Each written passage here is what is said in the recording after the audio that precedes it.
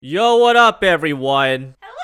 So I know everyone is talking about the new chairs or cushions or seats that have been added to the game, and we have a lot of examples that I'm going to show you. However, I do want to first mention something that's been added that I don't think a lot of people are going to cover. So I have a fence post here that I just stripped because I have an axe that can now do that. So this is the command I'll show you in a second, but I honestly think something is about to unfold that we don't really know of yet. So here I have an abandoned tent, and on the top here are two fence posts. This one's connected to this side, this one's connected to this side, and with this axe, I'm gonna go over here and right click, and all of a sudden I've stripped the connection to this side. And if I go over here, I've done the same thing on this side. So this is now possible in this snapshot because they've added a new boolean field for update from neighbors. It defaults to true, so I have to set this to false. And here's the command. And so every time I have a fence post that I want to sever, I can right click and it's gonna do that. However, the problem is if I start doing this once again, it will block update all the time. So if I do this, that's gonna block update once I update the one on the right. So I think there's still a little bit of work that needs to be done, but I honestly don't think Mojang are adding this stuff just out of nowhere. Also, you're gonna notice there's now a straw bed in the game that's been added to the abandoned camps. We will go through that later. But yes, this entire video, most of it really, is gonna be dedicated to the new seats that have been added to this game. Where did this come from? I mean, sure, I didn't realize they were gonna do this, but oh my god, this is a brand new feature that everyone's gonna love. So this is your basic seat. It's called a cushion. You've got all 16 colors, and if you right click, you can sit on it.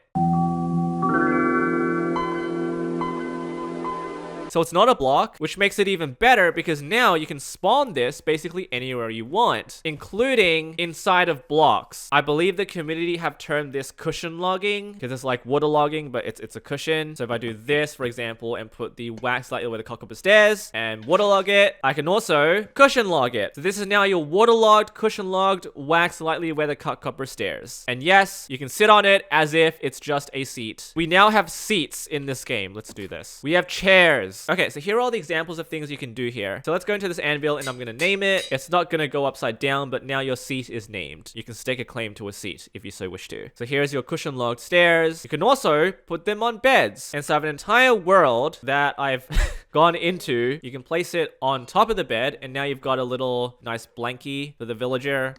You can also put them over here. You can sit on either one. So you can sit on top of the villager here. You can sit on the bottom of the villager over here. That's also just as acceptable. You can put it underneath the bed. You can do this. No, go back in. So here, now you're sitting inside of the villager. And if you really want to, that's possible too. His nose is still poking out. So yes, because the cushion is an entity, the versatility here is extraordinary. So here is the crafting recipe. This applies to all colors, of course. If you have wool slabs, you can do this, and it creates one cushion. So let's do that with the pink slabs. That creates your pink cushion. We can right click, and there's your pink cushion on your pink bed. And you can sit in your bed. Here is a cushion on this block. Yes.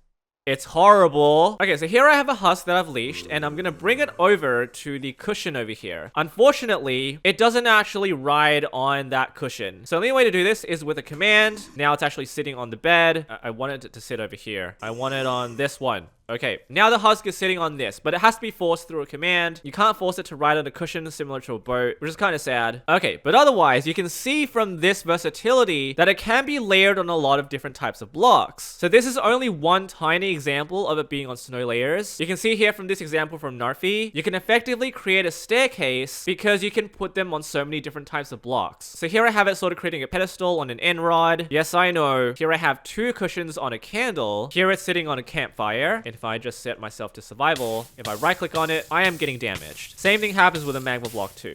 Now here I have it on an end rod.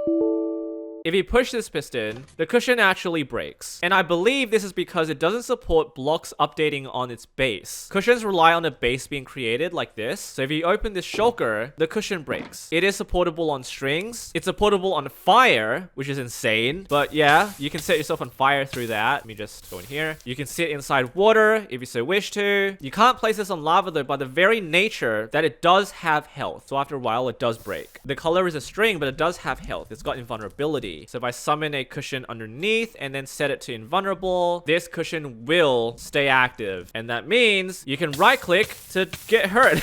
Ow. Now this is a very small example I was asked to try out. You can put them on rails. So it does actually work. It does fly through the entities. So there's no collision hitbox here at all. I saw this really cool example from Dash Pump creating a rainbow road sort of effect. So it also acts as a very good block concealer. But now I'm gonna break this sign now. If I have a cushion riding another cushion, this top cushion is actually going to break because it doesn't have a block effectively supporting it. And so that got me thinking, there's got to be a nice survival mode way to layer cushions upon cushions.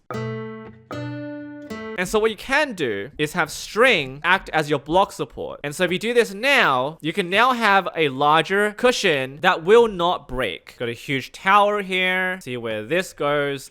I don't know how many I did. But how do you do this all in survival mode? Well, let's say you wanted to put a cushion on a staircase like this. So let's say you put a cushion over here. This doesn't look particularly good because if you right click, yeah, sure, you're sitting on the staircase, but it looks a lot like you're sitting on the cushion on the staircase. Now that may be acceptable for some people. For example, let's say you wanted to do this sort of building technique and you want to put it like a throne. But what if you wanted to hide this? Well, it's not really possible. Like you can't put a cushion on there right now because there's a block occupying that space. And if you put the cushion right now, you can't really place the stairs here. Also, if you try to piston push it, that is going to break the cushion. So how can you possibly suspend a cushion in midair if it's just going to block update after about 5 seconds? Here's how you do it. Place a couple of snow layers, put your cushion down, break it, and before it updates, place your block in. And now you have effectively hidden the entity inside the block. And if you find the right angle with the hitbox, you will notice this is perfect for you to find that spot and right click. And there we go. You are now sitting on the stairs without the cushion showing up at all. Now I know for a fact there's a better option with an amethyst bud. And I think if you do this, it's a lot nicer and it's a lot more visible. So basically, if you put the cushion on something and then block update pretty quickly, you can effectively teleport the cushion to spots that might not be otherwise possible in survival. And now speaking of teleportation, these cushions are horizontally gridded. You cannot place them in the middle of 2 blocks. But with a command, you can kind of do it and they won't actually break because they're still kind of supported by the grass block underneath. And now you have cushions that are in the middle of 2 blocks with a command. I don't know if this is going to be possible in survival. I don't think it will be, but you can sort of do this. And so there we have it. Cushions in Minecraft, or chairs or seats. Unbelievable. We can now move on from this. I might have to separate this video into 2 sections. Maybe I'll upload another one tomorrow, but there's just so much to go through here. We have straw beds in the game now. There's a lot of speculation about whether this will actually come to the game in this update. It will. It has. They are crafted with 3 hay bales and they give you 4 straw beds. And the big question is, will they blow up in other dimensions? And the answer is... Okay, so I'm going to set my spawn point over here, and I'm going to leave /kill at S. If I respawn, I'm going to spawn back here at this bed. Now I'm going to grab these 3 hay bales, craft myself some straw beds, go over here, set it to nighttime, sleep through the night, and watch what happens.